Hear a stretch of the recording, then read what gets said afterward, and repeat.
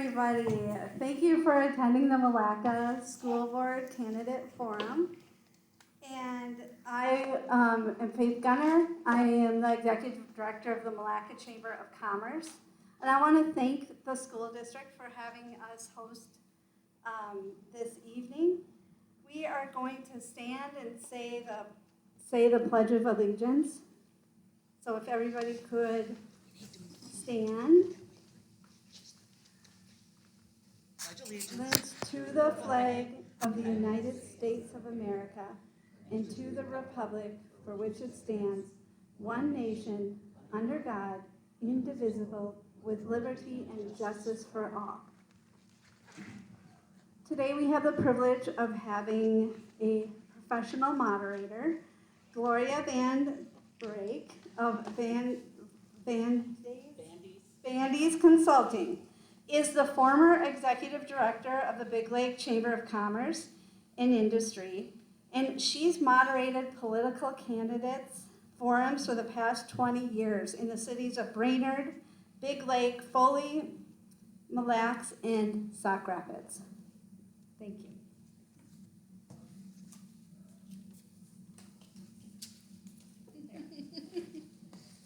I'm very happy to be here, and political candidate forums, I feel, are just really exciting, and it's great for candidates to be able to share their views with the citizens. So thank everyone for coming out.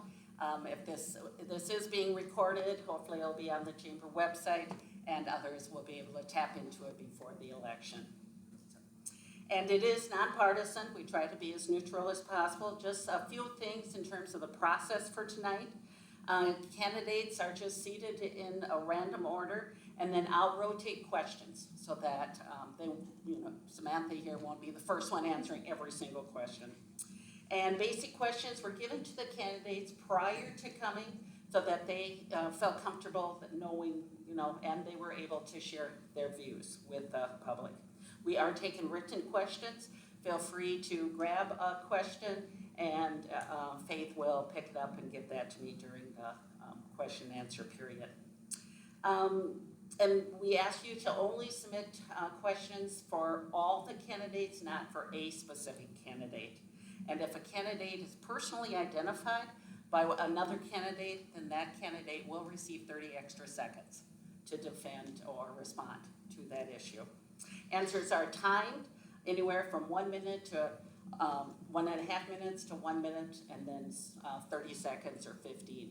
And we ask that candidates, when the stop sign shows up, to please finish your sentence and we can move on. We do ask cell phones to be silent or vibrate, so if everyone could do that.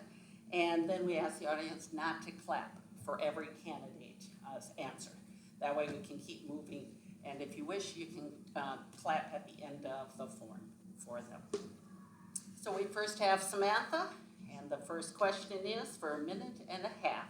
Briefly summarize your personal background and experiences and why you are running for the Milaca School Board. And after that, Nate, and then also Amy can also do that. I do need to let you know that there is one candidate who is not here. We have not been able to hear back from Rakesh Murashik Eti, I believe is how you pronounce his name. Numerous attempts were made by the Milaca Chamber to reach him, and we're just sorry he isn't able to be here. So first Samantha, and then Nathan, and then we move on to Amy. So briefly my background. Okay. Yes. I am a longtime resident. I was born and raised in the Milaca community. I am married. I have 3 kids, a junior, sophomore, freshman, and a 5th grader. I work in law enforcement. I worked for the Mille Lacs County Sheriff's Office for 21 years. So if you guys ever come down to the courthouse, you'll see me out there. I work at the screening station. I think Milaca is a great community to live in. It's quiet, cozy. So yeah, it's a little bit about me. Nate. Nathan Newhart. I've been in Milaca for going on 17 years now. I have a daughter who's a junior in high school and a daughter who's a junior in college. Have 16, 17 years in government work, county work, as a child support officer, as well as a social worker. Let's see, I've been on various other boards, the Minnesota Fathers and Families Network, which I was a chair on there, where we work with families, emphasizing the importance of dads in families and all. Also on the Minnesota Family Support and Recovery Council Board, which puts on conferences every year for child support and collections agents across the state. I enjoyed my last 4 years here on the Milaca School Board. It is a great board, it's a great community, and I'm excited to have the opportunity for 4 more years. And Amy? I am the youngest of 5 girls that have graduated through this school. My oldest sister, Aloha, was 1960, Ann was 65, Arlene was 66, Alice was 71, and I was 74, so it's been 50 years that I graduated. I watched for 3 years before I started on the board, and I am the longest serving board member at 27 years. Had 1 year off, so I've watched this board for quite a while. I have 2 children that have graduated through here. My youngest son has 2 children in here. My husband graduated in 70. I have really enjoyed the years on the board. I'm a retired social worker, case manager. I've been a dry cleaner. I worked in a library, been a nanny, and I'm the lead right now at the St. Cloud Hospital. So I've been working 51 years. I'm trying to retire. I'm not doing well with it. Done. Put stop up now. Okay. The next question, for a minute and a half, we'll start with Nate and continue. What would be your top 2 or 3 priorities once you're elected? Why and how did you choose these as your priorities? Yep, 4 years ago we were asked this question as well, and it's really hard to answer that, not because there aren't some things we could probably address, but more I enjoy kind of letting the board run and seeing what issues come up when it comes to school boards. One thing I am curious on, and one thing I would really like to see, is to get more community involvement at board meetings.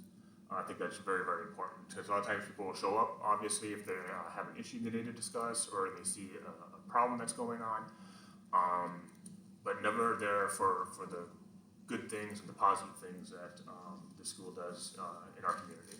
So that would probably be my number 1 goal right there, would be to try to figure out a way to get the community involved more with the board. Because the more ideas and thoughts you can have, the better decisions that we can make. You guys aren't even waiting for the stop sign, so you're waiting before We're that. ready. Really? So Amy, you're next. Well, I have 2 of them. Maintain the funding. All the years that I have been on, when I first started, we cut $1 million a year. So the first 5 years was over $5 million we cut. We are finally at a point where we don't have to worry about statutory funding, SOD. You'll hear that. The state comes in, takes over. No, that's not going to happen. We're going forward with it. My second priority is maintaining our well-rounded education. I'm very proud that we have part of the ALC. We have college in the school, regular classrooms, Rum River North, which is looking to expand right now. So many different opportunities. The applied technology, they're building the house again. I'd like to see these continue. It also goes on the funding. Okay, Samantha. Well, there's a lot of things to think about, but one thing is, from the past 4 years, been on the school board, enrollment has been slowly declining, and I think that's something that we're gonna have to figure out, and then how to fix it, or how to maybe not, But some of my thoughts was maybe, can we like partner with the city of Milaca or Mille Lacs County, bring in some more affordable housing somehow, get the families here. The community, unfortunately, I mean, there has been a spike with the last year with people moving in, but I think it's kind of an aging community, and we want to draw those younger families here so we can get the population back up and get the students back into, the numbers that we should. And then, another thing is like, keep on, how do we highlight the importance of Milaca Public School? What does it mean to the community? And, like, the growth. If we don't have it there, but I think the school needs to work on, not that we're not doing it, but there's always, we can look at what we have done and maybe perfect or think of new ideas, but how to, let the community know how important it is to have the school here. And sometimes, yeah, we have to spend money on things. We gotta keep the school up and we gotta keep the facilities up. I'm done. If you do have questions, feel free to raise your hand, and Faith will keep an eye out and bring those to me. But I was able to gather some questions. I'm from here heading over to Milaca, and so they have 7 candidates, and they did have some people who submitted questions online. And so I will intersperse those questions with a few other ones that I had caught in the newspaper. And I did catch an article, we'll start this one with Amy, and the Minnesota Department of Education put something on their website last month. It was the percentage of students meeting math, reading, and science standards across the state. And Milaca's students declined slightly since 2021. Math is currently at 43.5% in terms of meeting the standards. Reading is 47.8%, and science is 35.3%, which is a 7% decline in science. So these are still higher than the state average, but they are, of course, not meeting 100% of the average. So for the next minute, if we'll start with Amy, could you talk about your thoughts on how more students can meet these math, reading, and science standards? With the READ Act coming up, we have a change in how the kids are going to learn. It's going to go back to how I was taught to read. It's not going to be memorizing words. It's going to be the phonics. I hope they do better than I did. The scores are also kind of messed with because if you have students that miss the day, don't do the testing, if they opt out, you get a lower score that way. We have consistently been improving our reading skills, our math skills. Everything is improving. It's too big of a blanket over it. I'd rather see what the testing that we do twice a year because it individually counts the kids, how they're doing. Our school is very good at this. We have wonderful teachers. We have wonderful support people. Community, I think, is doing well, helping us get to that point. There's going to be improvements no matter what. We don't have blueberries. Blueberries are the story that if you want to hear about it, I'll tell you later. Okay. And then we move to Samantha next. Okay. So, Amy had a lot of good things. I have to agree with most of that. So it's hard to follow up on that. And I think there's another thing that to help to get the reading scores and the math scores. Yeah, each kid tests different. And I do believe our teachers here, they are trained well. They are doing their best.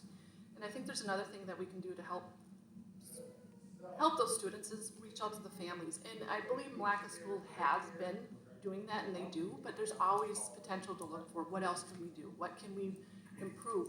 What have we looked at that hasn't been working? And with the READ Act coming and that new form of how they're going to be teaching reading, it's going to be interesting to see, and I'm hoping that it improves. Okay, Nathan.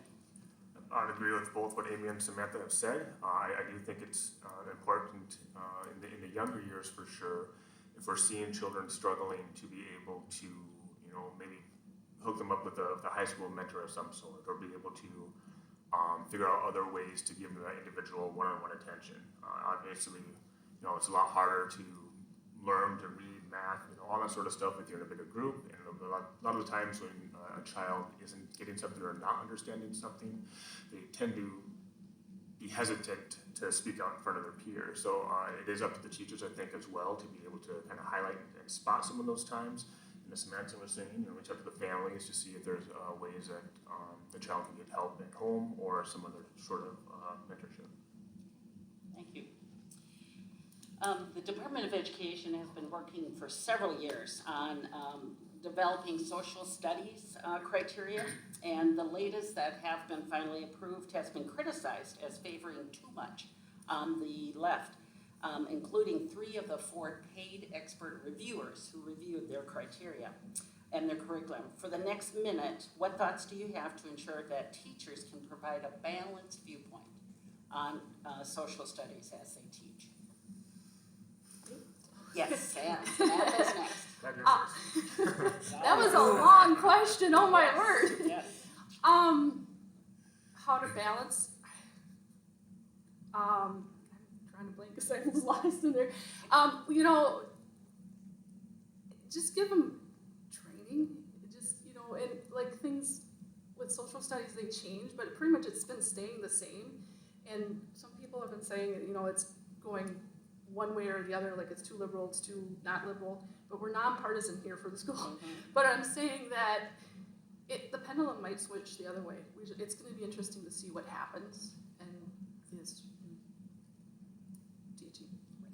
Thank you. Yeah, the question was try to do it balanced. You know, Yeah. it's good to have both viewpoints. Thank you. Nathan. I think it's very important to keep politics out of the classrooms. Children don't need to be a part of that, regardless of what a parent's, a teacher's political preference is. It's not the place to promote that in the classroom. We're talking about lower scores in reading and math and science, and if those are the things that we should be focusing on in the classroom. Which means, decorations should be non-political. There shouldn't be anything that is pushing one side or the other. As much as that it is a non-political entity. So I believe just making sure that if teachers are want to be political outside of the classroom, that's great. They have every right to do that. But when they're in schools and teaching the kids, it should not be a part of anything that they're doing. And Amy. I'll start with rumors are terrible for this piece. We have been told it's CRT is being taught. We're changing history with the call of racism. So we are erasing a part of it. I don't see where you can forget your past and keep moving forward because we need to learn from the past. So in that sense, the balance in social studies to me is non-political. It has to be, teachers have to present not their view, but a history piece. We're going to keep changing what social studies is going to mean. Just like the English, the math, everything has changed. It's kind of hard to be the last one after. That's about it. That's fine. Okay. This one will start with Nathan, and the question is, the last legislative session mandated many new requirements for schools, but did not fully fund them. For the next 30 seconds, what are your thoughts on any of the new mandates? Wide open. Yeah. I don't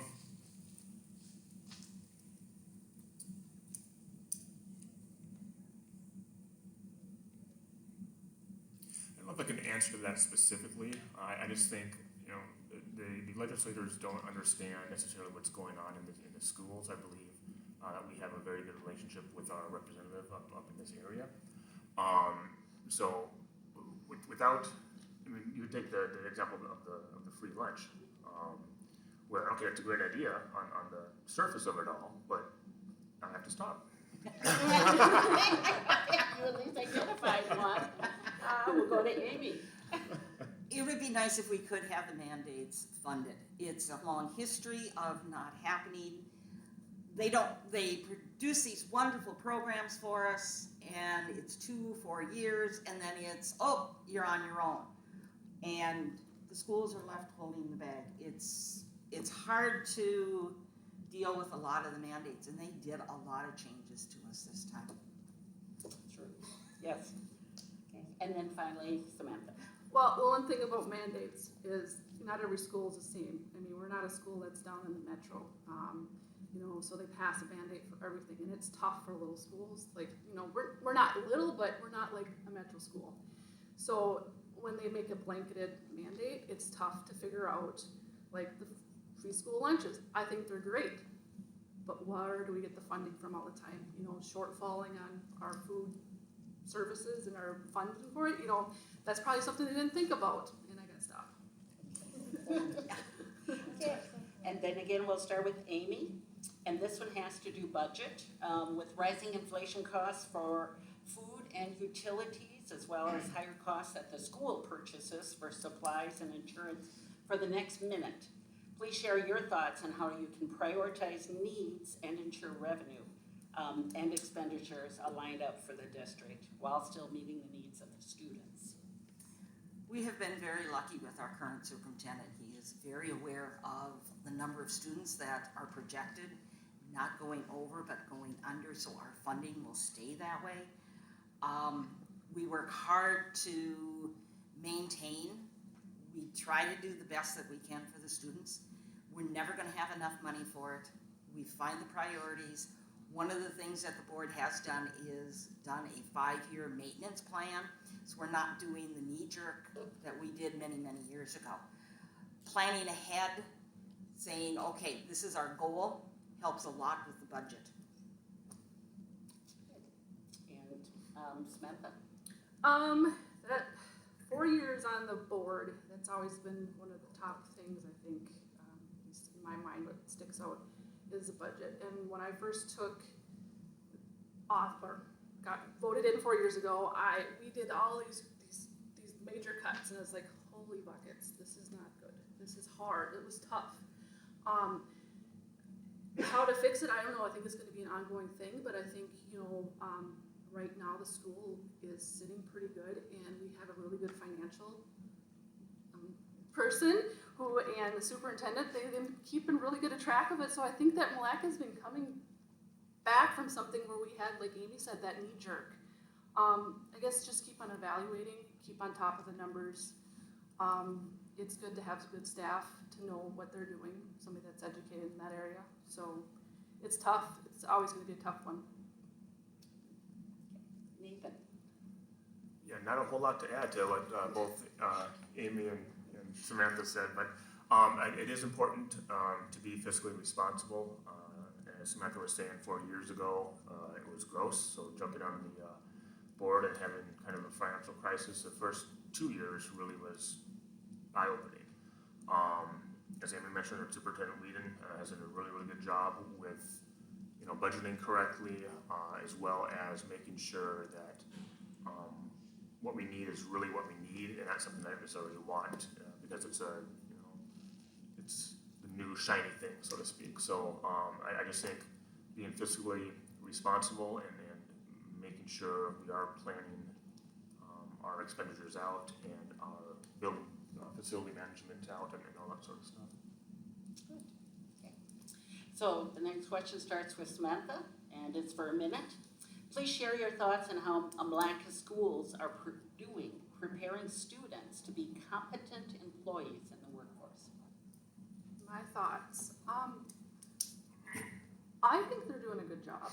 The teachers we have here, personally, with my students, they've experienced great teachers, and they're knowledgeable, and and to keep that, it's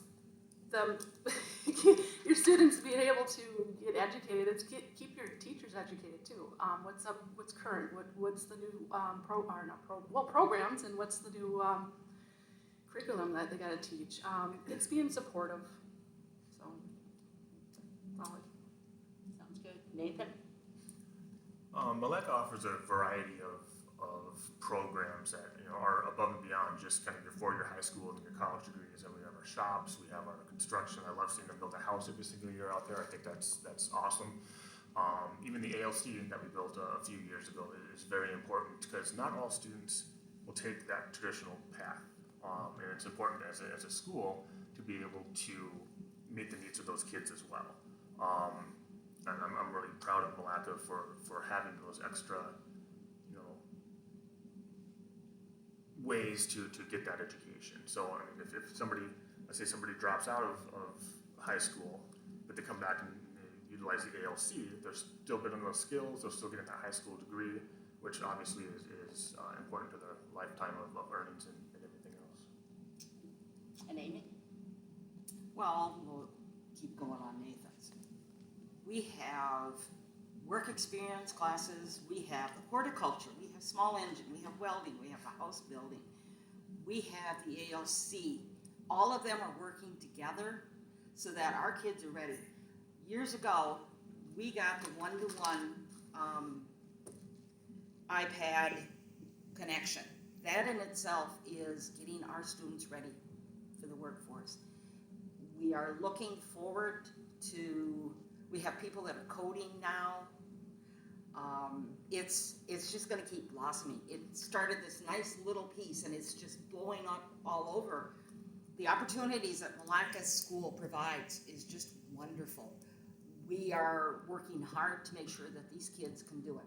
The ALC is a perfect example. The first group that I remember them graduating, we had a mom came in with her kid. I loved seeing that. So both of them graduated at the same time. And I have to stop. Okay.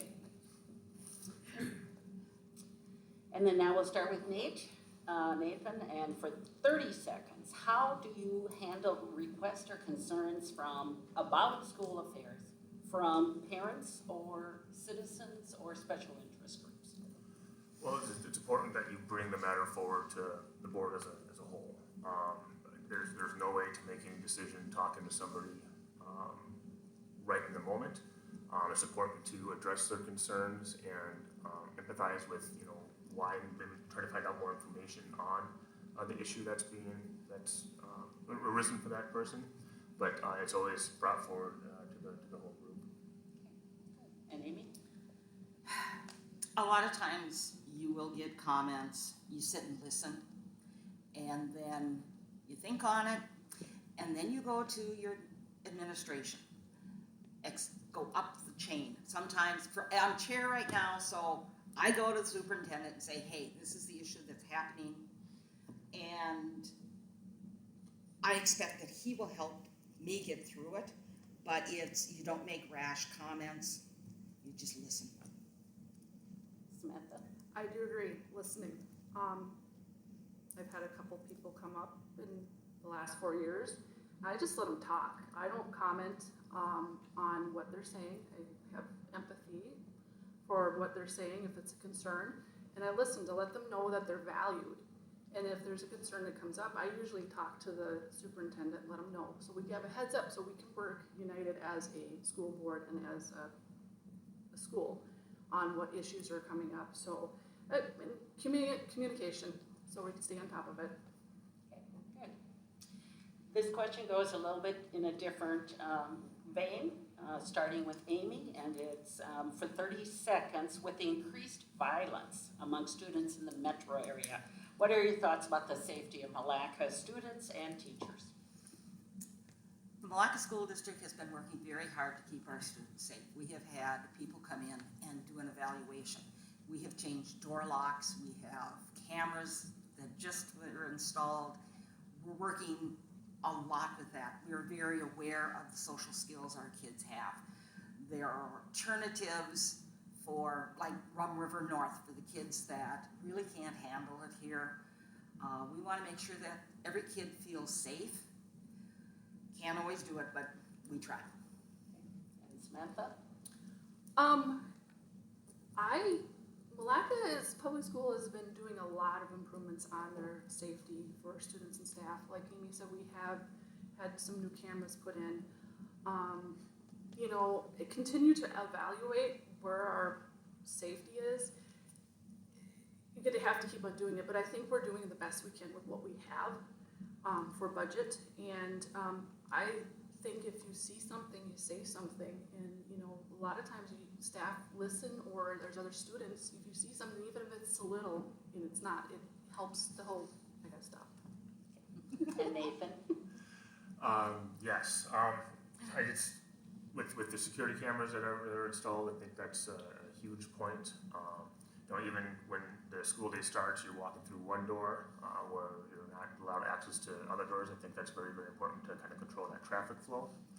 But yeah, it's being observant and noticing where improvements can be made and where blind spots are, but that'll continually be a process. That's something that we're looking at. Thank you. And this is kind of a follow-up question also in terms of the shootings at Georgia School this last week.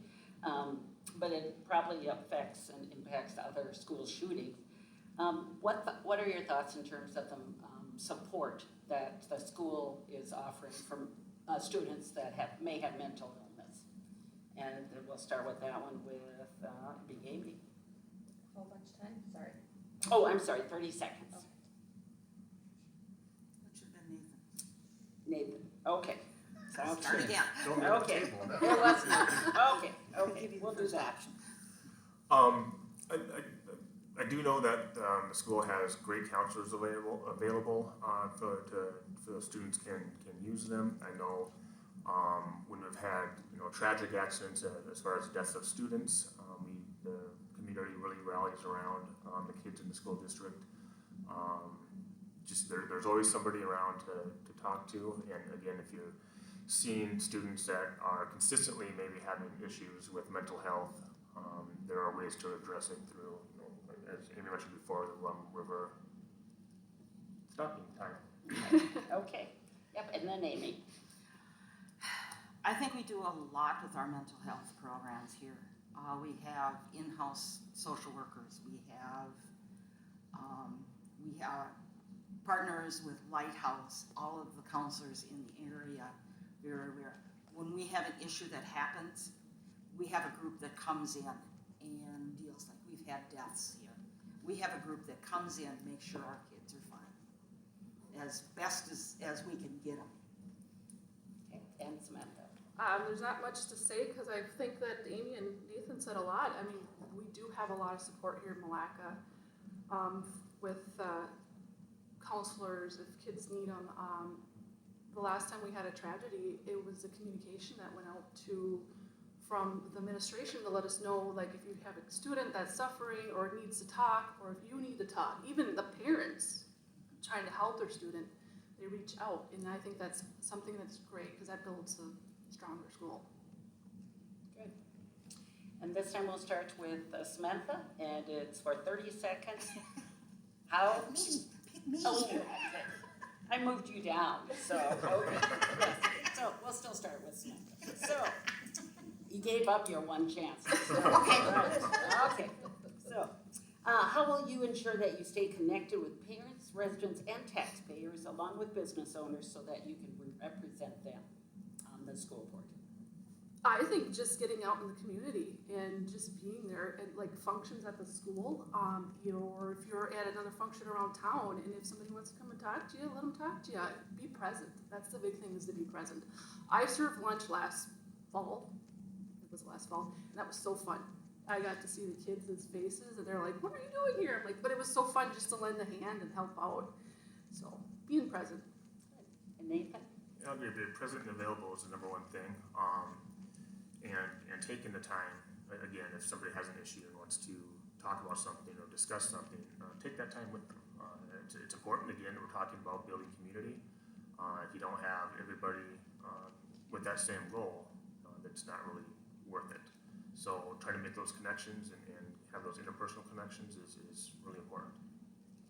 And Amy? I had the most fun this year at open house. I went through and I had candy bars in my pocket, and I talked to every teacher I could. I ran out at 46. Then I tried hitting elementary.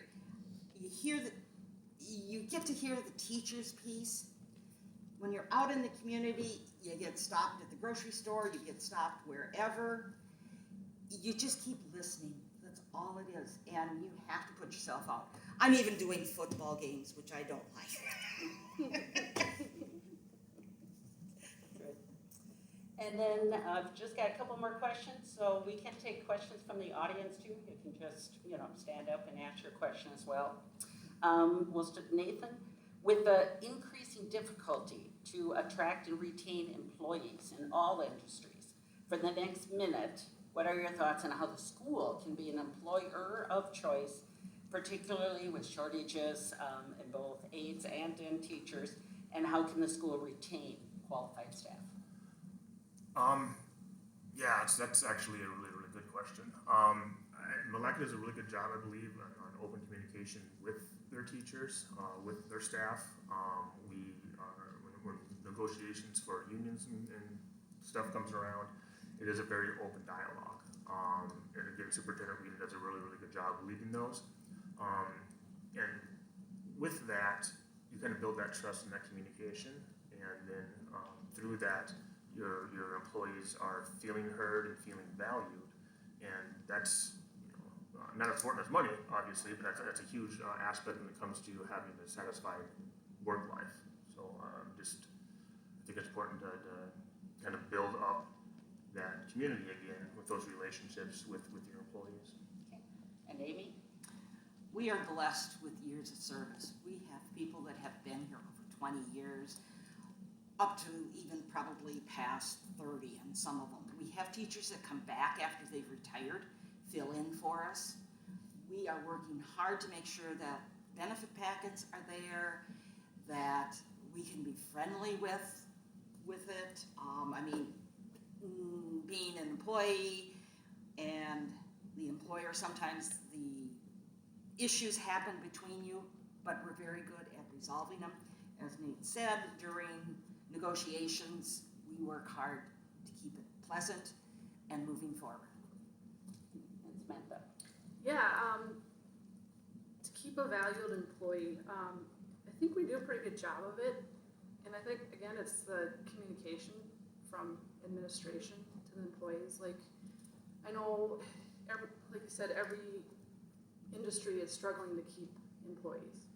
A lot of it is finances and it's hard, but you keep that communication open to your employees, to the staff, to the teachers. Doesn't matter if you're a lunch person or you're doing the bus driving or you're a janitor.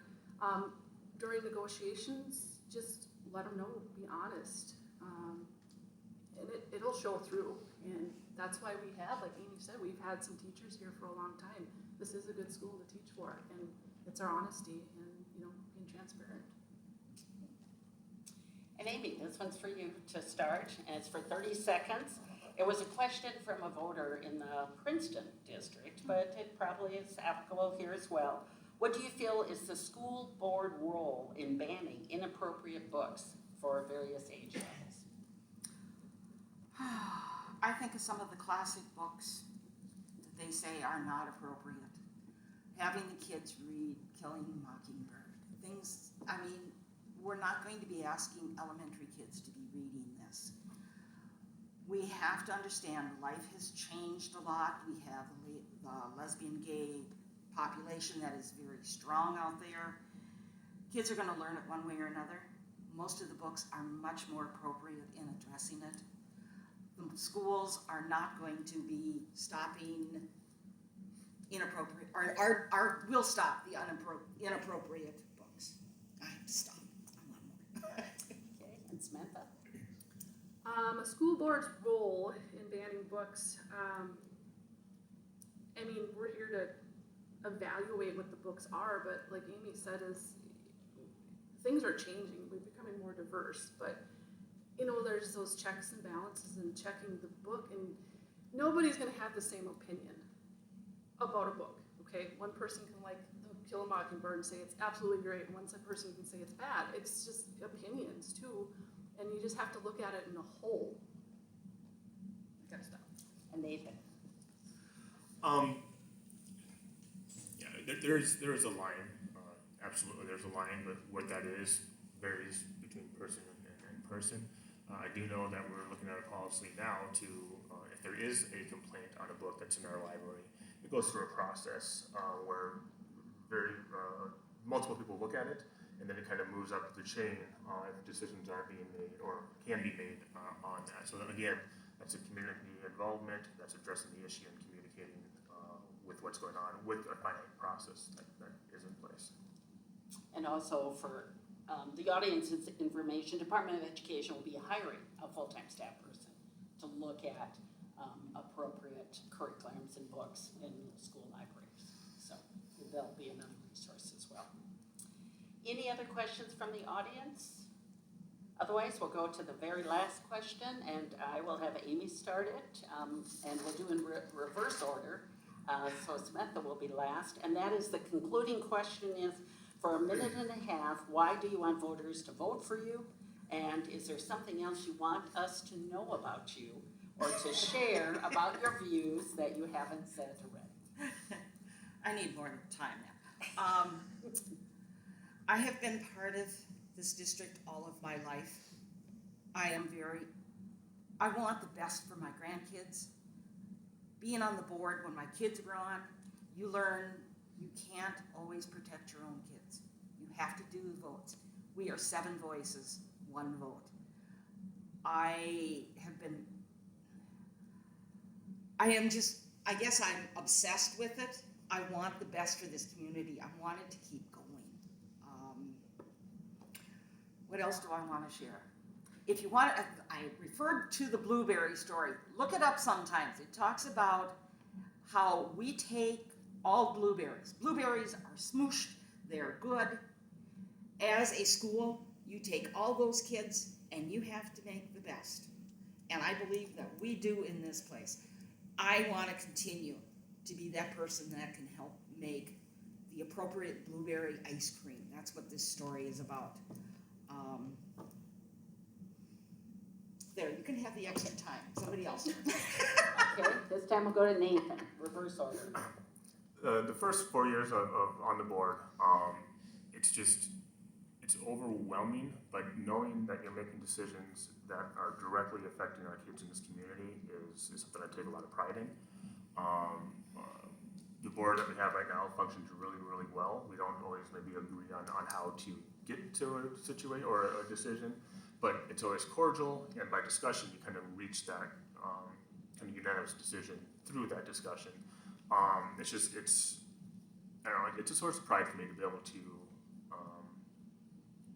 be a part of such a great school, and again, just to be able to help kind of mold the direction for our community. And Samantha. Why vote for me? This is my community. This is where I was born. This is where I grew up.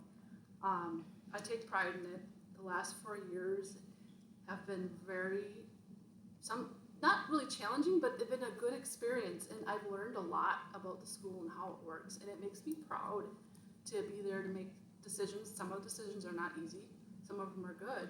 But it makes me proud to be part of it, to this community and be part of the school, and to know that I can have a positive voice for those changes, or, listen to people, and I can communicate on to the other board members what they were telling me and what's good and what's bad. But I love it. It's vote for me. Thank you. Any other questions before we conclude? Any topics you think we've missed? I just want to thank all. We got one. Okay, sure.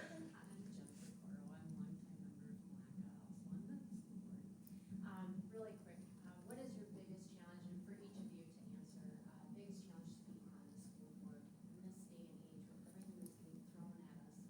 What is your biggest challenge in how we approach those things as a unified board? The question that Jennifer had asked from the audience is, what is your biggest challenge as a school board? And we'll start then with Nathan.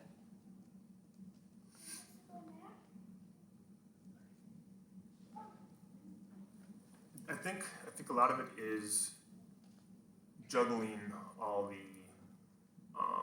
things we have to juggle with the state mandates, with what the school wants to do, with what the community wants to do. There's oftentimes when we'll be at a meeting and we're kind of like, what do we do on this? I mean, there's really no direction, there's no way to really address it because you don't necessarily know what the possible problem is. So, and again, a lot of that comes down to, I know this over and over again, that communication piece where it's frustrating when you're told you have to do something, but they don't give you the finances or the funds to do it, or a direction to do it, and navigating that through the board with the fellow board members is probably the most frustrating part, I believe. Samantha? That's a big question. No, one of the biggest things, well, at least as a board, is to, I think finances is a big thing to try to balance. And that's why we have professionals taking care of it, but it can be hard if you don't, everybody, all of us have different backgrounds, and so we don't all understand what finances exactly. We get the basic part of it, but it can be challenging. And that's a big thing to do, is to kind of grasp that idea of, okay, this is where funding is coming from, and this is what we got it for this, and we can only spend it on this. And then the mandates are thrown at us, and that brings into the financing part. It's like, okay, how are we going to pay for these mandates? And I think that has been a big challenge for the board, and it's going to be continuing. Amy? My challenge is, money-wise, making sure that there is enough money to do the things. Balancing community versus a student. Every time we do the tax statements, people go, oh my gosh, look at all the money you're taking from us. And it's such a small amount compared to what the taxes are of this. It all comes down to 3 words. Best for the kids. 4 words. And that challenge will always, I think, will be every board's issue, is what is best for the kids. Any other questions? Hello. Yes, Bob. I mean, you talked a lot about funding tonight, and I'm just curious if you feel that there is a role for you as a board member in maybe putting pressure or more interaction with the legislature and meeting with those people, whether it's locally or even down at the Capitol, to maybe let them know what the voices of, you had mentioned earlier, Samantha, about just small town is different than a Burnsville or Edina. So is there a role for the board to help secure more funding for these smaller schools? How much time do we get? And yeah, why don't we take a minute, and the question, to repeat it for the recording, is with the mandates that have been passed but not fully funded, what role does the school board have with the legislature to try to ensure more funding? And I believe we'll start with Samantha. I believe the school board could, as a member, they could write a letter to their legislator. If you know who they are around in the community, you could even talk to them personally, but just let them know that, we're not like the bigger schools down in the metro area, that this is our challenges. And yeah, I think we have a voice, because we're voted in to look out what's best, like Amy said, what's best for the kids. And I think we have a role in letting the legislator know about our funding and what we need and what other issues we have. Whether, like I said, it's writing letters, or if you see them around town, or different community events. So, yeah. Okay. Continuing in the reverse order, we'll have Amy next. They always say that I'm always looking for more hours. MSBA does a wonderful legislative piece, getting to know your local representatives, so that when you walk in a place and they say, hey, Amy, just being able to do that. We are not Republicans, we are not Democrats, we are child-centered here, and that is what I always keep in mind.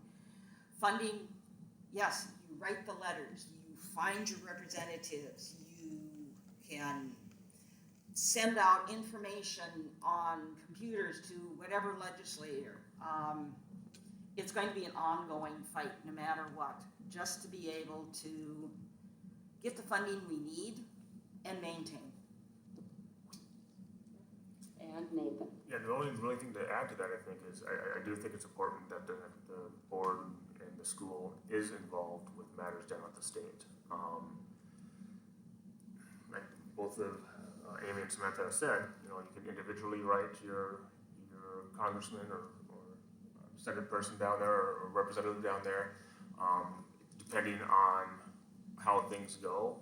Even drafting a letter that's signed by every board member would be a good idea, I think, as well, is to kind of bring to that the forefront of, hey, yes, we understand this is a good idea, but you have to help us financially if you want to implement these things, because we aren't a city school or an urban school. So, probably one thing on that. And I believe it's this Wednesday is the political candidates forum for the state representative, impacting Milaca and Princeton. I believe it's gonna be live. Oh, next Monday. Oh, that's next Monday? Yeah. Okay. So, but otherwise you could go to Princeton and the state rep and also the county commissioners is going to be done on Wednesday, so. Okay. Closing comments then, we want to thank the candidates for coming. It's truly commendable that each one of you are willing to dedicate so much time of your personal lives to help the students and to make the school district a better place because of your involvement. And of course, there's more questions that probably weren't able to be asked. Feel free to ask the candidates at any time if you would like to ask them. We thank the Milaca Area Chamber of Commerce for sponsoring it. We thank the Milaca Schools for hosting us. And remember to vote early or to vote on November 5th at your local precinct. Thank you so much for coming.